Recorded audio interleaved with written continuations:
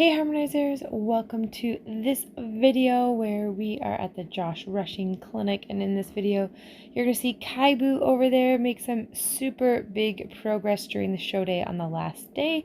So you may recall my last video where this little clip is from was the wrap up to our wonderful trip to Georgia. There's little Evelyn there, where we got stuck in Tennessee because my truck broke down, and then abandoned my truck in Kentucky when it broke down again. So I got dropped off at the clinic where my parents met up with me, and my mom and I she took me to a hotel for the night. I got to have a well-deserved night at the hotel. So this is little Evelyn chilling at breakfast in the morning at the hotel. It was nice to go and sleep in a real bed and have a shower, even though, I was staying with some really nice people and really comfy couches. It was nice to just go kind of get spoiled a little bit and have a night in a hotel. So that's a little Evelyn there. And that started us off to this weekend at the Josh Rushing Clinic. It was fun to, be back in Ontario, be with some great people. This was one of the bonfires during the night at the clinic, and Josh had some really interesting things to teach us. So Josh Rushing is one of the Extreme Cowboy competitors. He's an Extreme Cowboy champion, so he was fun to learn at. And this is the little pen where my ponies were hanging out for the weekend. It was nice that they had a round pen and a whole bunch of space, because I didn't actually have time to take Marikey out. He actually just hung out in the round pen, so he was hanging out there. And before I show you guys, I just want to show you these cute little overalls. All right, so now to Kibou, and this is his first run. So this is his open run, and we're off and we're going out a canter. And then this part's really funny because he sees the carousel and he's like, carousel, carousel, we hit the carousel. And I'm like, no, boo, we don't actually hit the carousel. So that's kind of funny, because if you watched my trip to Georgia and his freestyle routine, you would see that he pushes the carousel. So I had him trained pretty well on hitting these carousels, and so he was thinking that we should go over there and hit that. So that was kind of funny. So we're going around, we got our left lead there, we come to some brush, and just a minor steering malfunction during our free ride. And then to our water box. And now we did do the clinic, so he did see a bunch of this stuff already. Not on this day, the day before, and not everything. Like, for example, we didn't do anything with this tire the day before. There was no brush the day before during the clinic. So there was some stuff that was new and some stuff he had seen before, but they'd also moved a bunch of stuff as well. And I actually haven't been practicing my send-arounds. I kind of forgot about it, and this is kind of funny because he's like, I should now sideways towards you so you can get on. And I'm like, no, boo, you should do another circle. And I had to kind of convince him to get going. So it's kind of funny. I'm like, oh, okay, so I guess I'm going to have to work on that a little bit. And it's kind of funny because then when I asked him to sideways towards me, he was a little bit slow to do it, but he's a pretty good fella and comes on over, stands nice and still for me to get on. So I'm feeling pretty good about that. And then look at that, off on the left lead canter. So the left lead canter was something that Josh helped me with during the clinic, because I told you guys during one of the last videos that we had a left lead, and then for whatever reason the left lead disappeared, and we got it back. So that's the good news. And doing our gate here, which he's pretty good at, handles that pretty nicely. And then into some rollbacks. So here we go, off on the left lead. So we've got a left lead again, which is great. And then coming down to our halt, which is okay, not super great, but not horrible either. Our turn, which is not like super amazing, but it's okay. And then this is kind of funny because it took me a little bit to get his right lead canter there. And then good boy got his right lead, and then off to the left again. So I'm pretty happy that we're getting that left lead, and then I was able to get the right lead. And then I kind of forgot. I was like, oh shoot, I'm supposed to do one more rollback. So that was rider error there. I don't know where I was headed, but forgot where I was going, and then had to get this right lead here. And then this is pretty funny because he's like, what's a right lead? We want our left lead. And probably what he's thinking too is the last time we ended up rolling back to the left. But anyway, so I just kind of forget about it, and we go off and do our jump instead.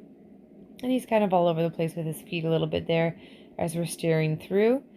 and over into the carousel there.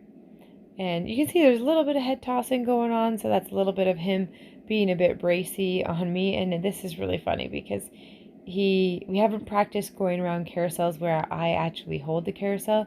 We'd been practicing where he pushes it, so he kept trying to come closer in on it to push it himself. So I'm just happy that he's not bothered by the whole thing at all, and he's kind of going around. And towards the end there, our circle's actually looking pretty decent-ish. We'll call it decent-ish. I think that's pretty fair. And off to our bridge combos here. So something that he hasn't seen before, doing one teeter right away to another teeter. He doesn't care in the slightest. I'm pretty happy with that. And then the curtain goes right through that, even though it's flapping away, which is pretty good there. So I'm pretty happy with that. When we were in Georgia, there was a flapping curtain as well, but I ended up holding that curtain to kind of keep it steady so he could go through. This one, he just went right on through. So that's showing a little bit of progress there. Then we go into our back through, and he does that pretty nicely. A little bit of toss of the head there to kind of say, hey, loosen up on my rein a little bit. But overall, pretty good. Off into our canter again, but he gets the wrong lead and gets the wrong lead again. So it's kind of funny, and as I'm going around, I look at Josh, who's judging the clinic now, and I'm like, Josh, you broke my horse. Used to not have a left lead, now I don't got a right lead. So this part was a little funny too, because we had issues with side passing towards objects in the past, and that significantly improved even in the last video too, when we were in Georgia. And there he side passed so close that I actually had a hard time opening the mailbox. And there you didn't get a good look at it, but I actually asked him for a flying lead change, which he did really nicely. And then I was like, oh yeah, we have to stop and go exchange our paper that we picked up, our paper money, to pick up some goat food, which I think is just alfalfa pellets. And then this is supposed to be our ground tie. Notice how I say supposed to be our ground tie, because it doesn't actually go as well as I would like it to. So he's not doing anything awful. He's just not standing still. He's kind of fidgeting a little bit, trying to follow me a little bit. And I have to kind of say, no, you need to stand still. And I'm kind of trying to tell him, like, no, stay in that little spot. So I run and I give the goat its food. And then Boo, you know, he's not a bad boy. He came over to follow me, but I don't want to run across the finish line. I want to back him up as a training thing to say, no, you weren't supposed to leave. And then we run across the finish line, which is the last move. If I was trying to win the competition for the day, I would have just taken him and run across the finish line. But because I wanted to kind of get a point across to him that I wanted him to stand still, I backed him up at least to the spot where he was supposed to be at. So all in all, a pretty good run. It's tremendous improvement so far, but you're going to see even more improvement as we get going. So this is a look at our gambler's choice. So we go through the timers, and then I like to do circuits of obstacles because it makes it easier for my brain to remember what objects I've already done, because you can do any obstacle a maximum of twice, but you have to do at least one obstacle in between. So you can't like do the jump and then turn around and do the jump again. So I'm doing a little circuit of obstacles here with the jumps to the curtain to the back through, and I'm going to go ahead and do them again because it just helps me know that I've got it done, and just kind of makes better use of my time, because Gambler's Choice, you're trying to get as many obstacles done in the time allowed. In this case, it's 3 minutes. So I'm essentially going to do most things twice just to make it easier, especially in a course like this where everything is so spread out. Then I don't really want to be riding all over the place. I kind of want to do it and get it done. So I'd already done the jumps twice, so then I do the little coffin jump there. So you can't see it, but it's not just a pole, it's a pole with a ditch in the bottom there. So we do that, and he goes over no problem. And then now I'm going to start with the water box, which they've changed from the last round, where now there's a tippy bridge there. And then I just go into doing the bridge combos. So this one he hasn't done before, and he's doing really well. and going over to our double teeters. And I don't want to go too fast. I'm trying to hustle him a little bit, but I don't want him to fall off the bridges and scare himself either. So I'm, hustling in. And this is good practice for the extreme cowboy. It's great because I get to repeat the obstacles and get him to do it well. But I can also have a little bit of an element of speed, which is important because we're trying to build him up for doing the extreme cowboy racing. Here we get a little wiggly. It wasn't perfectly straight. And over the teeter into the water. So I'm feeling pretty good about that. And our steering's going much better as well. I decide to do the carousel, which I overshoot by just a little bit. And because we're doing Gambler's Choice, I turned him around and grabbed the little string. Although, in hindsight, I probably should have just backed him up and grabbed it. Although I think what I was thinking is that it was more rider error than my horse misbehaving. So I didn't have to stay super consistent there. And the rule for this one was you had to go one loop in each direction. And so I just kind of made it work. They didn't say how you had to do it, but other than holding onto the little handle thing. And so we did that in our own little creative fashion. Then into our rope gate. And then they call that, I think I had like 10 seconds to go. So I was kind of thinking, what can I do in 10 seconds? So instead of doing the teeter there, I decided to just aim for the coffin jump there, which he did really nicely. And then I canter him around the corner so that way he's not running to the out gate. So all in all, way more success. And then now check out this last run. So this is the last run of the day. So I got to do 3 different classes with Boo, where he did the extreme cowboy race. Then we did the Gambler's Choice, where I got to choose where to go. And then now this is a winner takes all class where I'm not being judged on how well I do each obstacle. It's based on completion. So I have to do the obstacle correctly. Otherwise, I'm not going to get the clear round. And then it's the fastest time to complete the course. So way better with our steering that time going around. And we actually get the lead change there. And he's kind of all over with his legs.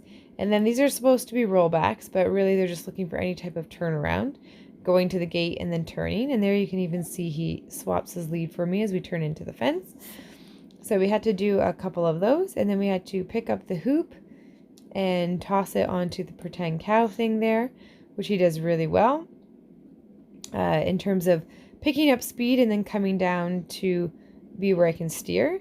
Here we go through that onto the bridge, into the water box. And so he's just motoring along and he's trying his little heart out for me. So I'm pretty happy with that. And then it's into our carousel, which I missed grabbing it the first time, grab it on the second time, and just looking to do the loops. So here he's doing much better with his circle, keeping a much more consistent circle here. And this is, all in the same day, lots of progressions happening.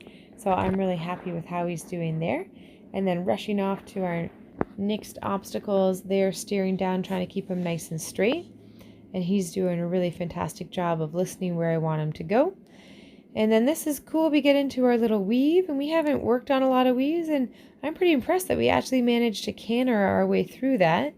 And not clean flying lead changes until the end there. He does get the correct one. So I'm pretty happy with that.